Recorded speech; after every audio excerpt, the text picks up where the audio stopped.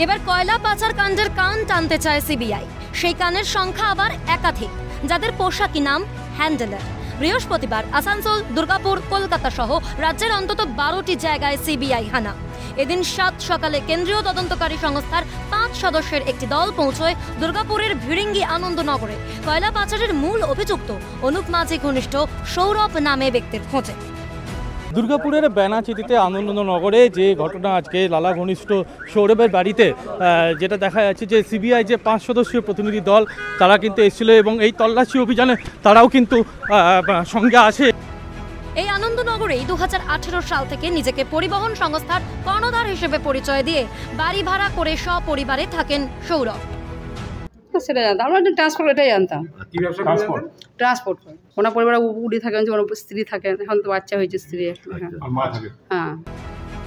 সূত্রের খবর, অনুপ মাঝি ঘনিষ্ঠ সৌরভকে জিজ্ঞাসাবাদে কয়লাকাণ্ডের তদন্তে গতি আসতে পারে। দুপুর 12টা পর্যন্ত প্রায় 5 ঘন্টা ধরে সৌরভের বাড়িতে জিজ্ঞাসাবাদ, তল্লাশি চালান কেন্দ্রীয় তদন্তকারীরা। সূত্রের খবর, তল্লাশিতে মিলেছে বেশ কিছু গুরুত্বপূর্ণ নথি। কয়লাকাণ্ডের মধ্যস্থতাকারীদের খোঁজে রাজ্যের দিকে দিকে সিবিআই অভিযান। সৌরভ নিজে মধ্যস্থতাকারী নাকি কয়লা পাচারের হ্যান্ডেলার সংক্রান্ত তথ্য জমা তার কাছে, তা এখনো স্পষ্ট নয়।